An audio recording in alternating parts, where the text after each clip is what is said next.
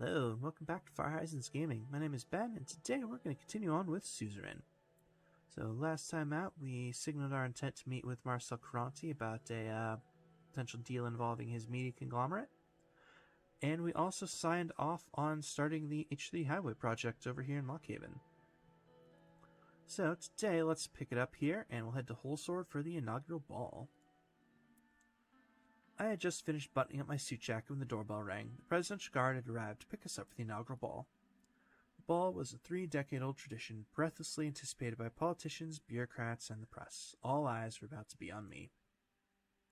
I called on Monica to get the children ready. Looking in the mirror, I straightened my tie and took a deep breath. After tonight, there'd be no turning back. Suddenly, Tiana hugged me from behind, startling me a little. Monica had fixed her hair into an elaborate braid, woven through with ribbons. Papa, Mommy told me soon to go. Tell your mother I'll be ready very soon. Okay, Papa. I can't wait to see the palace. It was almost time to leave. The big ball was starting in less than an hour. Darling, Franck, it's time. Monica came down the stairs. She was wearing a simple yet elegant beige sheath dress and short heels. Her hair had been neatly pinned into chignon, showing off the pearl earrings I had given her for our 15th anniversary. All those years she had stayed by my side. Now we were about to begin the most challenging chapter in our lives yet. How do you do, Mr. President? I pulled her into a deep embrace. Monica, my love, you look as gorgeous as the day we married. Now there's the charm that got you elected. Franck finally trudged down the stairs. This thing itches. Franck tugged at the collar of his new tuxedo. He seemed ill at ease. I'm glad to have you with us for this big night. Yeah, sure, Dad. I'm just dying to go. Papa, are these people going to be around us from now on? She pointed at the Presidential Guards at the door of the house. Of course, these people are our friends, Diana.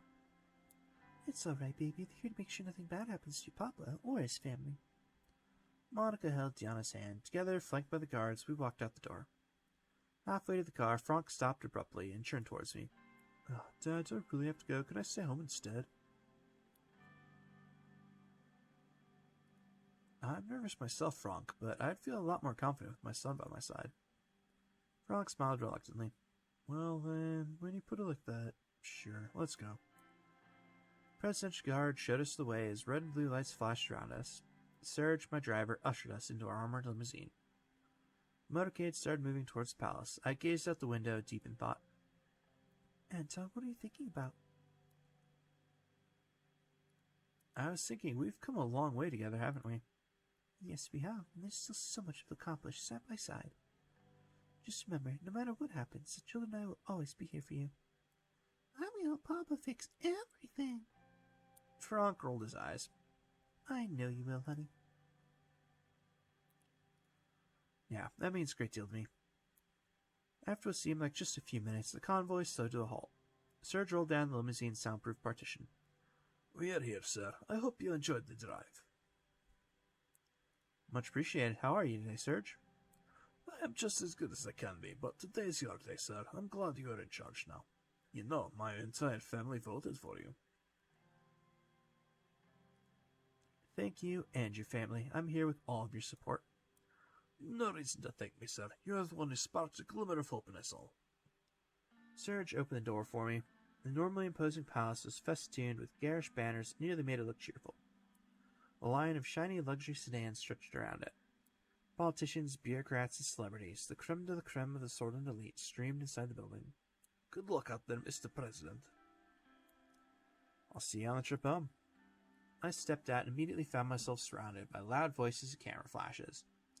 Hordes of eager journalists thrust their portable microphones my way. My guards fended most of them off, but one woman managed to dodge them and corner me. I recognized the Swordfish Broadcasting Company logo on her press lanyard. Mr. President, do you plan on working together with the opposition parties on expected constitutional reforms? Yeah, it's nice for celebration. I'm not going to talk policy right now. Does that mean you don't plan on working together? Do you think you should no common ground with the other parties? We will do our job, no matter what. One more question. One of your first acts as president was to veto campaign finance law that would deprive small parties of public funds while increasing those challenged to own. Are we seeing the beginning of a more egalitarian administration? Yes, no political party deserves to be silenced. That's enough, ma'am, said one of my guards, while nudging the porter away from me. The path through the crowd was now open, and we quickly made our way to the entrance of the palace. At the same time, a dozen fireworks went off. The entrance was decorated with beautiful ribbons in Sorlin's colors of white, yellow, and maroon. A lush maroon carpet had been rolled down the stairs. We entered the lobby and joined the throngs of people making their way towards the ballroom. Behind me, I heard a familiar voice. There they are, most beautiful family in Sorlin. Uncle Peter! Hey, Uncle Peter. It's great to see you. You two are growing faster and I'm getting wiser. Are you sure you've gotten any wiser, Peter? Maybe not. After all, I'm still sticking with you. Happy to see familiar face, Peter. Evelyn. Peter's wife, Evelyn, approached us and shook our hands with a firmness that belied her delicate features. Congratulations, Anton. I have to say, the results were clear to me from the beginning.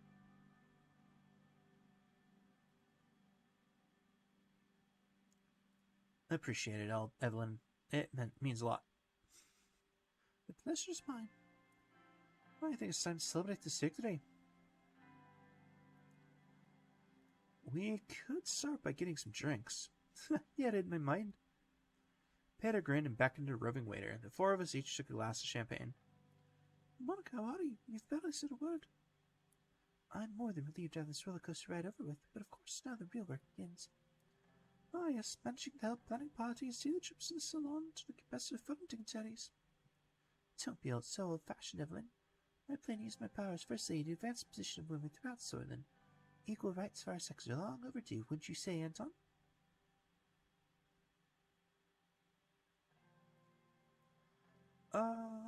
Let's see here.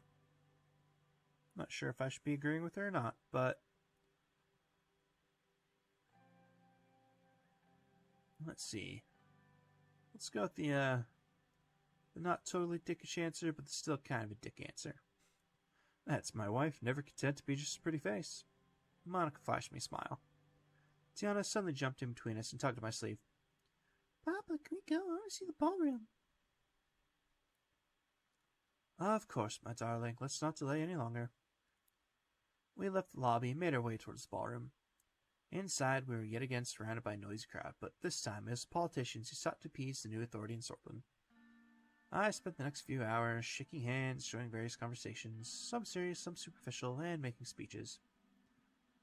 We finally settled down at a dinner table with the Vectrons as the band started playing some slow jazz tunes. Oof, that was tiring. Ugh, God, if I have to shake another hand again. Suddenly, a loud banging noise echoed from outside the ballroom, then another one, and another. The musicians stopped playing. Everyone in the room was looking around in confusion. Peter and I turned towards each other, realization dawning on both of our faces. Fireworks? No, gunshots. As soon as Monica heard the word, she lunged from her seat. I threw myself on Monica, Diana, and Frank to shield them. Papa, what's happening? Oh, I knew. We should have never come. Chaos broke out. Some guests flung themselves under the tables, and others ran towards the doors, screaming. Diana burst into tears while Frank tried to comfort her, hiding the fear in his own eyes. 3 more gunshots rang out loudly. Mr. President, are you alright? Carl Greiser, head of the Source Police Force, was running towards us with 3 more police officers in decorated uniforms. They all had the guns drawn. As soon as he made it to us and saw that we were unharmed, he let out a big sigh of relief. Yeah, thank God. Dude, what the hell's going on? Yeah, 1 sec, Mr. President. He turned around quickly to his men. Check the perimeter, now! Paul, Jansen, follow my lead. We'll bring them to the safe room. Now turned to Monica, Evelyn, and the children, and spoke in a softer voice. Yeah, don't worry. The situation's under control. Please follow me.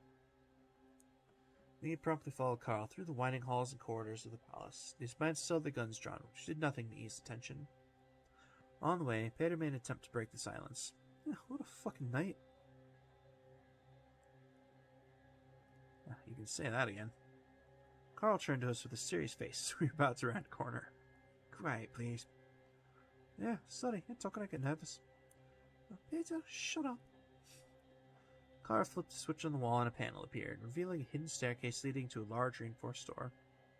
Inside, a set of emergency lights flickered on. The safe room was comfortable and spacious, with expensive-looking leather sofas. Small security monitors on the wall display grainy footage of each room in the palace. There was a boardroom and a pantry containing enough provisions to last us months. Monica and Evelyn sat the children down and started wiping their tears. Carl stepped away from us and made a few radio calls. When he was done, he turned to me and paid her.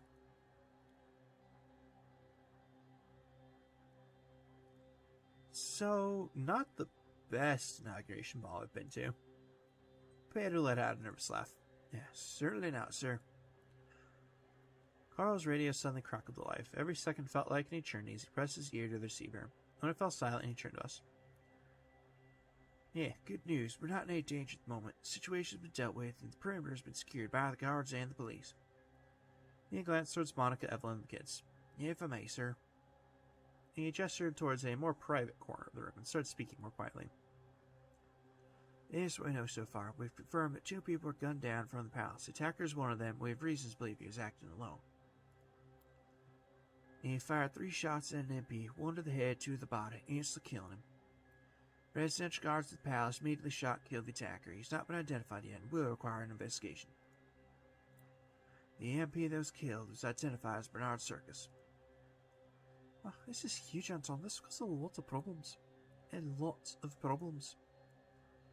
Peter pulled out 2 cigarettes and handed me one. He then turned to Evelyn. I could hear him trying to reassure her that everything's going to be alright. Monica was still trying to tend to Gianna as Franck paced the room, mumbling that he should have stayed home.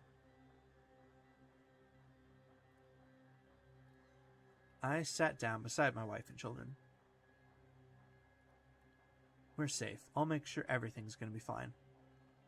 We can't be sure of anything anymore, Anton. I lit my cigarette, took a deep drag. I was going to see this through and keep my family safe, at all costs. I crushed a cigarette on the ashtray.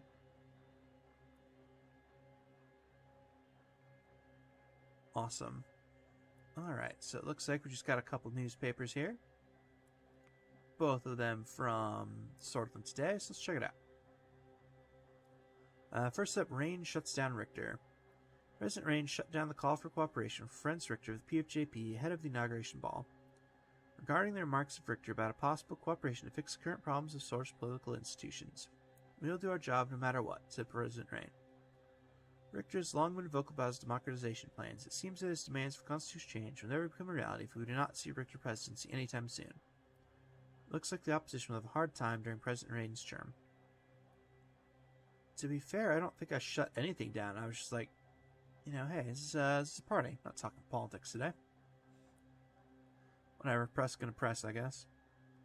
Alright, and last one here. MP shot, nation in shock. Swordland has been shocked by grave news today as an elected member of parliament has been shot dead in a suspected political assassination. Police sirens are heard around the clock today as the whole Sword police force increased security measures around the capital. The fact that such a violent act happened at the heart of the capital during the new president's inauguration celebrations has worried many citizens. The Red Youth has promised to have revenge. This seems like it has potential to be a spark that would swirl Swordland into the political violence of the 1920s. Fantastic. Alright, and a report from Holsword about increased security here. Security measures at the capital have been heightened after the murder of Bernard Circus. The mayor of Holsword reports that everything is under control.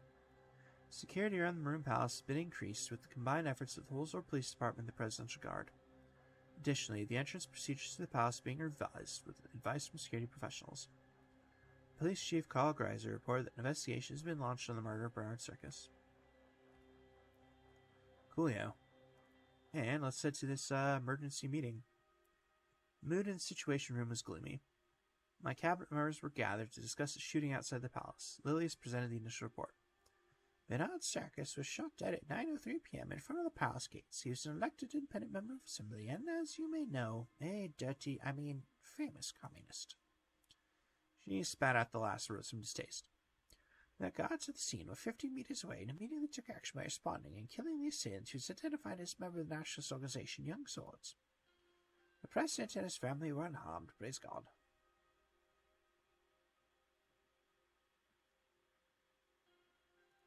But why Bernard Circus? He has always been an infamous figure. His poems had a large impact on the spread of communist ideas in Switzerland. Many consider him a threat. Our investigators are suspecting a political assassination since the young swords have been threatening the communists for some time. This is a dangerous atmosphere where the left versus right political violence of the 1920s might spark once again.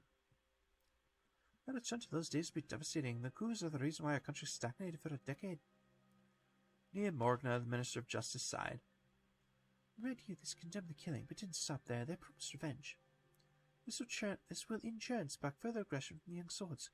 The whole cycle started because Bernard Circus expressed his views. We can't simply look away. Nia had always been one of the only members of the Justice Ministry truly deserving of the name. She had survived countless attacks on her character while fighting corruption within the ministry, and rising to power had only compounded her sense of moral duty. Freedom of expression is part of our constitution. We can't have anyone, let alone an MP, shot for voicing different opinions.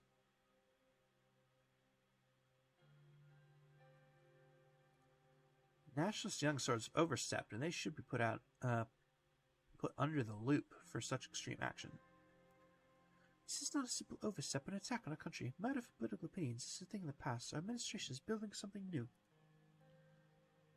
Agreed. We'll reach out to the NFP and request them to calm the situation with the young swords. The two groups have ties. Mr. Keeper sees reason, after all, which can't be said about the young swords at times. Minister of Defense Valencia grunted in disapproval. He towered over the rest of us in full military uniform, his many war medals conspicuously on display. All due respect, man, but we shouldn't be quick to jump to conclusions without having a full investigation concluded. We should refrain from making the issue a political one from the start. It will only add fuel to the fire. Alright, I mean, it's early, but will we attend the funeral? In my opinion, we should. The nuance here is to detach the person from the violent act. How can that be achieved when it's Bernard Circus we're talking about? He is the communist of Switzerland. It is difficult, but an elected official has been shot. This is unacceptable for our new administration. We need to make sure we show our stance by condemning it at the funeral. Several police cars rushed past the Maroon Palace. Everyone went silent. Regardless, a full investigation, all involved parties is underway. We'll find the subversives and punish them soon enough, Mr. President. Yeah, I'll do my best to coordinate the administrative tasks. Justice will be served and the rule of law will return to this country stronger than ever. Only if we stay vigilant to this country. We must think about the upcoming budget.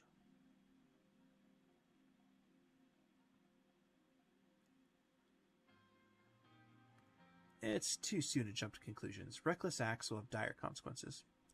Agreed. We need to be patient so we have the full picture. Lucien took some notes after checking the latest newspapers and reports. It seems that the tensions between the communists and nationalists will escalate further. It will be very difficult to pass any meaningful change if there's chaos in the country. We'll make it through this and deliver our promises. Oh, hell yes, President Rain. This will be it for today then. We'll convene again soon. Thank you all. Keep us updated. Meeting concluded, the ministers left the room with concerned looks. It was hard to anticipate what would happen next.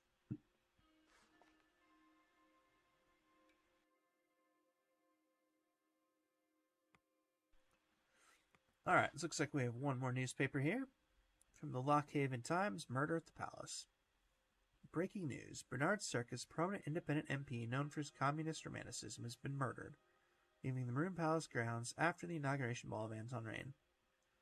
Reports indicate a politically motivated assault by the far-right nationalists of the Young Swords. Shocking photographs have been leaked to the press showing blood-dripped stairs in the Maroon Palace. We heavily condemn this sort of political violence. The very cycle the president must break with reforms. Cool. Yeah, it looks like the Codex is just going to be updating Bernard Circus, saying that he's been assassinated. Yep. Awesome. Alright, that looks to be the end of this first churn. So let's move on. A few days later. Awesome. Alright. Looks like we have a ton of reports here, so let's go ahead and start off reading those. Let's head up north to Agnolia. Horton critiques trade. The leader of Agnolia has diplomatically critiqued the imbalance of trade between our countries. Concerns are raised over how much more Swordsman profits from net trade in comparison to Agnolia. Prime Minister Martin van Horten requests a fair re-evaluation of existing treaties and future negotiations. I mean, that's probably fair. Alright, Estord, police overburdened. We've been receiving reports of a lack of equipment and staff in police forces in Estord. With the escalating violence in the city, the police officers have been working 12-hour shifts to suppress the protests to no avail. The police commissioner of Estord has requested reinforcements and extra supplies of tear gas from nearby cities. In Narbel, police understaffed. Narbel has reported that it is currently too understaffed to deal with the ongoing political violence. Due to the small size of the police force in the city, they've been working non-stop, and a number of officers were sent to the hospital as a result of severe fatigue. Minister of the Interior Lily Scroff has been working with the head of police Carl Greiser to address this issue. Alright, and see, from Valen, Smolak warns traitors. The latest diplomatic message from the leader of Valen has warned us regarding a pathway from the mountains of Berger that allow traitors of the state escaping the Swordland. President Viktor Smolak has demanded that the border security be increased. He also sent his best wishes about handling the protests in Swordland. Alright, from Suzerain, Young Swords Youth Wing leader dead after terror attack. Local Young Swords Youth Wing leader in Suzerain, Jack Toyrin, has claimed responsibility for the organized attack in the Brutish market that resulted in the death of 7. His base of operations has been raided, and he was found dead inside with 2 bullets to the back of the head. The scene was organized to make it look like a suicide. We are not able to get information about the location of other ringleaders connected to the terrorist attack. Yeah, it's definitely organized to look like a suicide. I don't think you're going to shoot yourself twice in the head. Maybe, but seems highly unlikely. Alright. Well, Suzerain, illegal Ka-74 seized. Cash found with Rumberg-made weapons included 46 Ka-74s, 2,854 bullets, 12 handguns, 27 grenades, and bomb-making equipment was found in the basement of an abandoned house in Suzerain. No suspects have been detained yet. The investigation is ongoing to determine the origins of the equipment. Fantastic. Alright. And to Ribery. Illegal firearms found in Communist Party office. The Ribery Police Department raided the local Communist Party office after alleged attacks organized by one of their members and found illegal firearms in the office. The building has been closed and 22 members of the Communist Party of Sorland have been detained. Fantastic. Alright, so looks like we've got one here from Jen regarding weapons seized in Cultural Center. The local police forces report that a wardrobe full of heavy military equipment has been seized in the Young Swords Cultural Center in Jen. Regulars of the place denied having any knowledge about the weapons. The owners of the building have been detained along with 13 other people. Police captured 22 rifles and 2 machine guns. The equipment belonged to the Swedish Armed Forces, dated 1929, but kept in very good condition. And from Volgin, Communist Party leader suspected of bomb attack. At 11:48 a.m., an unattended bag in front of the NFP office in Volgin was destroyed by the police on suspicions of a bomb threat, which were then verified. Upon further investigation, the Communist Party leader of Volgin, Milt Hanu, has been arrested in connection to the incident. Fantastic. Alright. Let's see, there's one more report here in Whole Sword. Let's check that out. Reports of BFF activity in the capital. Chief of Police Carl Greiser reports that 2 Brutish women with affiliations to the Brutish Freedom Front have been caught in Whole Sword before they could execute a terror attack at a crowded rally. Both women were listed as wanted criminals, enemies of the state. The arrested women have admitted their intentions to attack the National Front Party's rally at Seoul Square when Kasaru Kibna gave a speech, but rejected any connections to the BFF. Both claimed they are acting alone. Police reports that the situation is under control and investigations are underway.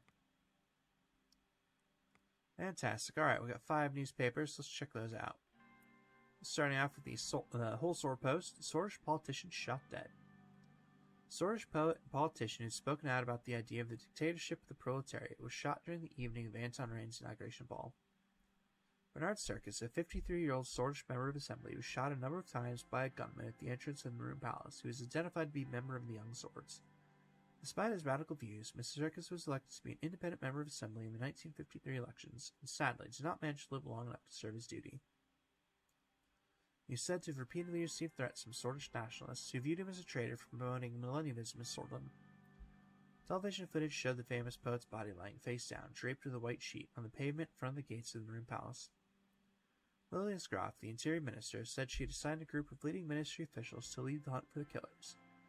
Once again, dark hands have chosen our country and spilled blood and Whole Sword to achieve the dark goal, she told a news conference. We are investigating all aspects of this crime. His funeral will be held tomorrow in his home city, Deer. The local police have reported to increased security measures for the ceremony and stand ready for massive attendance. Alright, Swordland today. Unity despite differences. Swordland has two paths to the future, and this year is critical to decide which path we embark upon.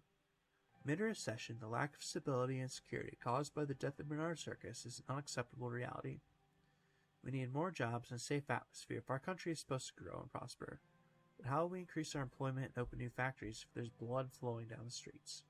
Swordland will never reach its goals as an advanced society if we descend in a downward spiral of splintering our nation. Peace and prosperity now and forever.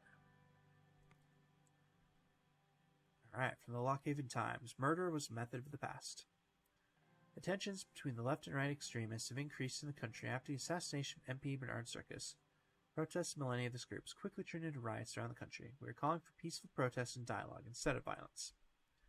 After the attack that prompted the riots, a member of Young Swords assassinating a member of the Assembly clearly shows that they are willing to use extreme actions, said Franz Richter in his speech in the Grand National Assembly. We live within these borders together, and therefore we all bear a responsibility, a duty to live together with our differences. Richter's unified message is something that we should all listen to in these times of danger of loss. Murder was a method of the past and has tainted us, reminded us of who we were before and who we don't want to become in the future, said Richter, and stated that we, as the citizens of his nation, all bear responsibility beyond ideologies, partisanship, or any other identity. From the Radical, farewell Bernard Circus. It is a sad moment for Swordland. We have lost a renowned poet who not only wrote about the struggles of the working class, but also acted on them. However, his decision to enter Swordish politics was met with a sick attack that ended his life. This was indeed intended as a message to all opposing voices in Swordland. We, the team here at the Radical, condemn this evil act of terror of the Young Swords, who we believe must be held accountable as a whole group. It is finally the time for the government to realize this organization is a terrorist threat and serve the justice that is due.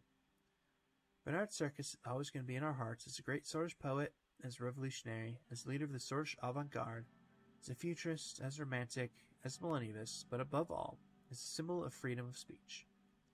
He is now a man who is murdered for speaking his mind. This cannot remain as yet another political murder of a sad reality of Swordland. In fact, it is time to change this.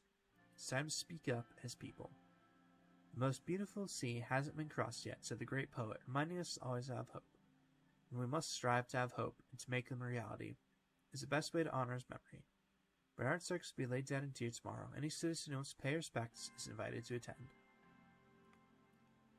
And last but not least from the Economist, the only way out of recession, bailing out businesses. Swordland's economy has been displaying a downward trend over the past 2 years of Alfonso's presidency. If we want to prevent our country from declaring bankruptcy, we need a way out of this recession, and we need it now. The economic downturn keeps hitting hard at the businesses which are struggling to stay afloat. It is clear that a helping hand from the government is required to control the situation. There's no other way apart from bailing out businesses to truly provide relief to the economy. This, in turn, should revitalize the economy by creating more employment opportunities and increasing production in Swordland. Fantastic. Alright. Well, let's go have dinner with our family here. After a long day at the palace, I was finally home. I thanked Serge and walked through the front gates, nodding at the 2 guards as I went by. Even as I turned the doorknob, I could hear Gianna rushing down the stairs to greet me. I opened the door, and there she was, standing in front of me with expectant eyes. Papa, you're home. There's my little bright one. I lifted Gianna up and hugged her while trying to put the keys in the tray next to the entrance. She was growing fast. Lifting her up was no longer as easy as it once was. Ugh, that's enough of that. You're a big girl now. She started laughing. Yeah, I'm a big girl now. I put her down, and her expression turned serious. Papa, is the bad man gone?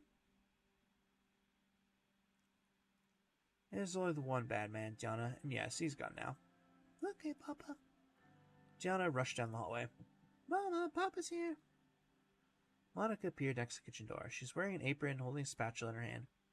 Gianna, what did I tell you? No running in the house. Yes, Mama. Monica approached me and kissed me on the cheek. A tantalizing smell wafted from the kitchen behind her. How was your day, dear? Terrific. I feel like I do some grocery shopping just like old times. And I'm making a favorite. You mean... Yes, Zapla. Zabo is one of my hometown specialties, a chickpea stew topped with beef, braised tomatoes, and virgin spices, traditionally served in a clay pot. Legit sounds pretty decent. It is absolutely my favorite dish, especially paired with cabbage, a potent, unfiltered wine from my region. It's my lucky day. What's the occasion? No occasion. I just want to cheer everyone up a bit. Her smile faded. She lowered her voice so that Gianna wouldn't hear. Especially after what happened at the ball. I'm worried, Anton, for you, for the children, and for the country. Gianna suddenly appeared next to us. Mama? Yes, sweetheart? I'm hungry. Really, just a minute. Will you help me set the table? Anton, can you tell Frog to come down for dinner? He's been sulking in his room all day. Monica started taking out the china while I headed upstairs to fetch my son. Loud rock and roll music echoed down the hallway from his room. Caught a faint hint of cigarette smoke. I knocked on the door. There's no response. I knocked again. There was still no response. I banged on the door. Stereo in Frank's room clicked off. All right. He unlocked and opened the door. What do you want?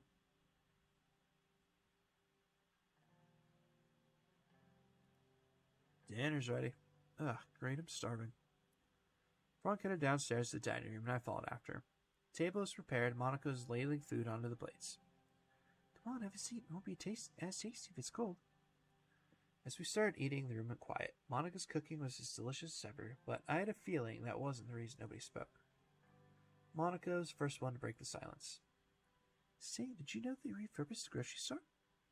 I don't know if you remember the owner. He's been there every day for the past 30 years. Can you imagine doing the same job for so long? What if you're president for 20 years, for example?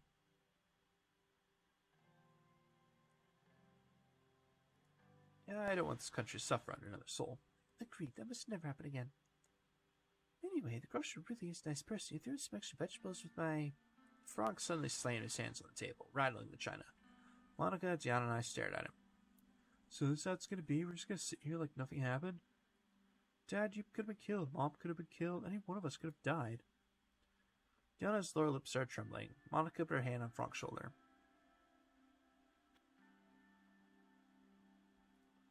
Frank, you know I would never let anything happen to you or Gianna, even if it cost me my life. I know, but still. Can you at least tell me if something's being done about this? It was real close, Dad. It was one rogue shooter. We weren't even the target. But what if we were? Frank, listen to your father. If your father says we don't need to worry, then we don't need to worry. You have to trust him. Monica turned to me. We all have to trust each other. Things calmed down a bit at the table. We finished our food in silence. Frank got up first and retreated back to his room. Monica lifted Gianna up and plopped her in front of the living room TV before returning to the table. She sat down across from me. Anton, he is still young.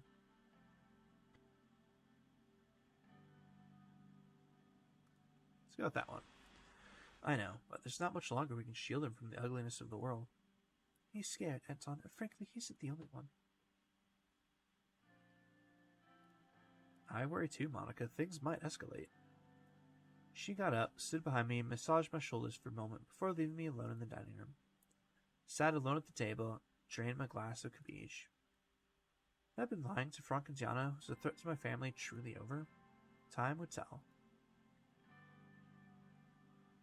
Nice.